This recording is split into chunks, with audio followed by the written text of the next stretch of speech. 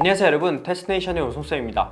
오늘은 제가 이제 여름 특강이 얼마 남지 않았잖아요. 그래서 여름 특강 때 많은 학생들이 이제 SAT를 공부를 하게 될 텐데, 이 SAT를 잘 받는 친구들의 공통점, 정말 많은 것들이 있겠지만 오늘은 크게 세 가지에 대해서만 얘기를 한번 해보려고 하거든요. 하나하나 보면서 내가 이 공통점에 해당되지 않는 학생이라고 하면은 그 방향으로 본인 스스로를 개선할 수 있도록 노력을 하면 좋을 것 같아요. 자, 그래서 첫 번째 특징부터 보면요, 글을 읽는 것에 대한 어려움이나 반감이 적은 학생들이 대부분은 점수를 굉장히 잘 받는다라는 겁니다. 사실 이 글을 읽는 것이 단어와 사고력에 대한 연결성이 있을 수밖에 없어요. 제가 실제로 1대1 수업을 하거나 이런 여름 특강에 대한 상담을 해보면요, 많은 어머님들이 하시는 말씀이 이제 해외에서 3, 4년 체류를 해서 의사소통을 영어로 잘하기 때문에 영어를 잘한다, 우리 아이는 괜찮을 것 같다, 어느 정도 점수가 오를 수 있을까요? 이런 질문을 많이 하시는데요, 우리가 반대로 생각을 해보면 한국어를 잘한다고 해서 수능 국어에서 1등을 받는 게 아니잖아요.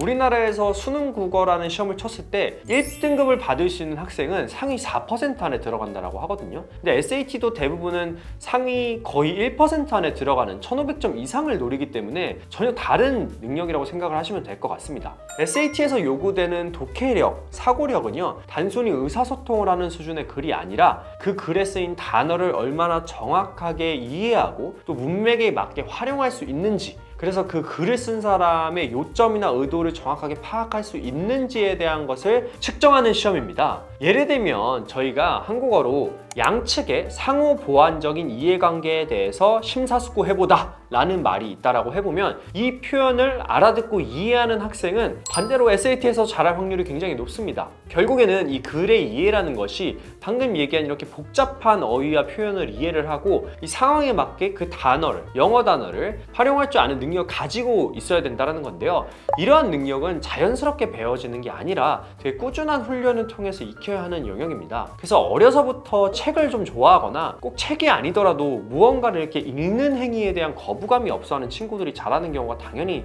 많거든요. 근데 요즘에는 특히 학교 교과서도 제대로 안 읽고 이거 다 그냥 본인이 읽어야 되는 거 챗GPT로 돌려버려서 요약본만 읽는 친구들이 굉장히 많은 걸로 제가 알아요. 그래서 더 이런 리딩 능력이 늘지 않는 것 같습니다. 그리고 추가적으로 이 피사라는 시험이 있는데, 이 피사라는 시험은 매년 학생들을, 전 세계에 있는 학생들을 대상으로 학습 능력 테스트를 이제 측정하는 시험인데, 이 능력 테스트에서 학생들의 문해력이 지난 몇 년간 계속해서 떨어지고 있다는 분석이 나왔습니다. 특히 이 틱톡이나 유튜브 쇼츠 같은 짧은 형식의 영상 컨텐츠가 학생들의 집중력과 독서 습관에 영향을 미쳤다는 지적이 많은 연구진으로부터 있었고요. 저희가 생각을 해봐도 요즘에 독서라는 것을 취미로 가지고 있는 학생이나 성인들조차도 없죠. 그래서 글을 읽지 않으면 당연히 문해력은 향상이 되지 않습니다.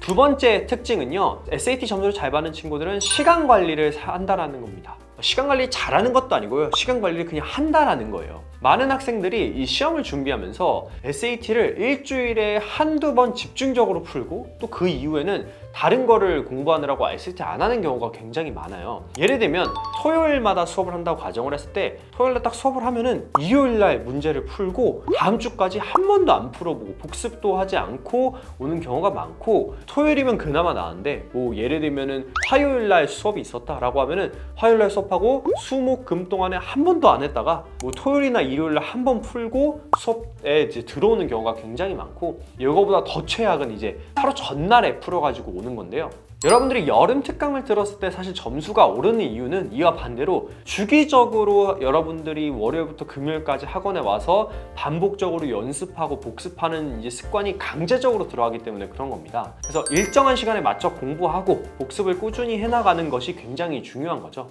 SAT는 이렇게 한 번에 몰아서 공부해나가는 그런 방식으로는 실력을 쌓을 수 없는 시험입니다. 그래서 시간이 지나도 지속적으로 관리를 하면서 준비하는 것이 성적을 올리는 데 가장 효과적이고요.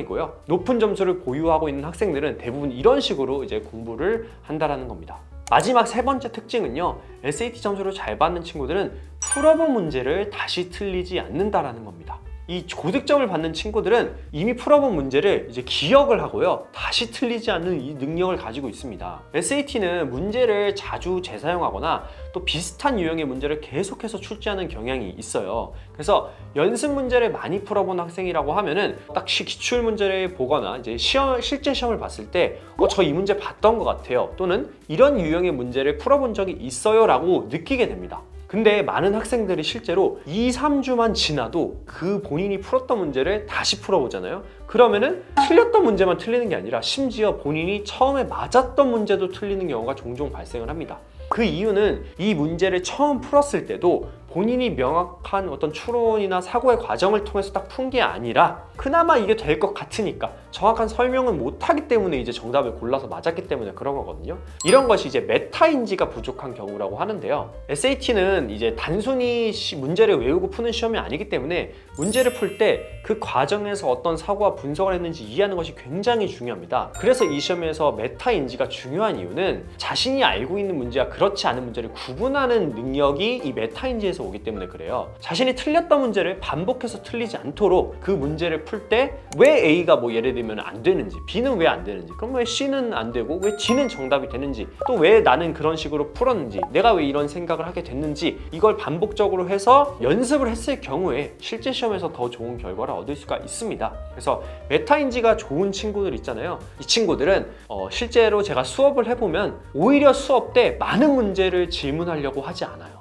오히려 정말 1시간을 수업을 해도 4-5 문제만 가지고 질문을 하게 되고요. 그래서 본인이 생각했을 때는 이것도 될 것 같은데 왜 이건 안 되냐, 이런 거를 아주 집요하게 질문을 하는 친구들이 대부분 점수를 잘 받게 됩니다. 그래서 선생님이 이렇게 얘기했으니까 뭐 그런 거겠지, 이런 식으로 넘어가지 않는 친구들이 실제로 점수를 굉장히 잘 받게 되는 것 같아요.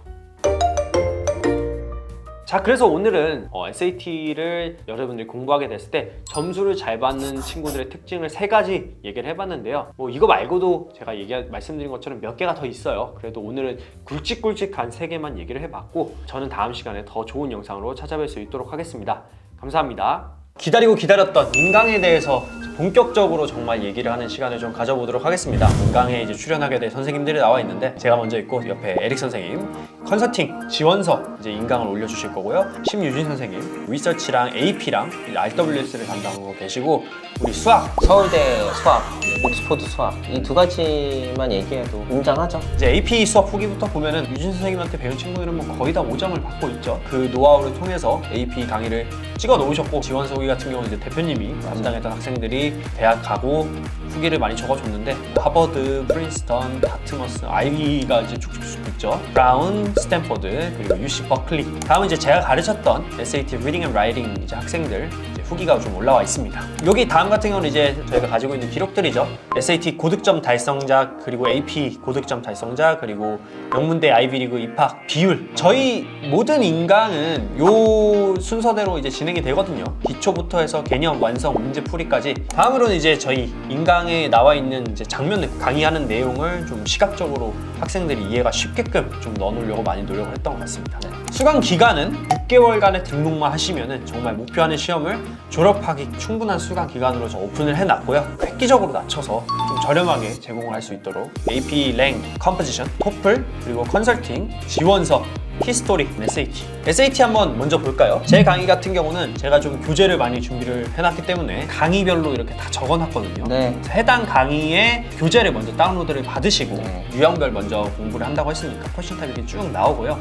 하나하나 유형별로 공부를 할 거고, 라이팅도 마찬가지로 하나하나 공부를 먼저 하게 됩니다. 이런 것들이죠. 편집을 많이 힘을 썼던 부분이 제가 필기한 내용을 깔끔하게 저희 인강의 장점이라고 보시면 될 것 같습니다. 지금 보시면 우성쌤이 아이패드로 한 게 아니고요. 저희 편집팀이 이거 아이패드에 있는 내용을 다시 보고요. 저희 편집팀이 다시 한 거거든요. 이렇게 예쁘게 하이라이트가 안 돼요. 정말 오랜 시간이 걸렸다라는 게 이런 거거든요. 그러니까 작은 거에 저희는 좀 시간을 많이 투자했던 것 같아요. 디테일한 부분들. 제가 굉장히 중요하게 좀 강조를 많이 이제 하고 싶었던 부분이, 리딩 문제 같은 경우는 항상 이렇게 메인 아이디어를 서머라이즈를 좀 이제 예쁘게 좀 써주기를 부탁을 좀 드렸었거든요. 왜냐면 제가 항상 수업 시간에 얘기하거든요. 메인 아이디어 써놓는 거 굉장히 중요하다, 리딩 하고 나서. 저는 진짜 이 강의만 들어도 1500점이 점에 도달할 수 있을 정도로 찍기 위해서 정말 많이 당연하죠. 노력을 정말 오랫동안 준비한 인강이고요. 관심이 있으신 분들은 꼭 한번 들어오셔서 여기 지금 무료 하나 올려놨거든요. 그거 하나 보시고 결정해도 됩니다.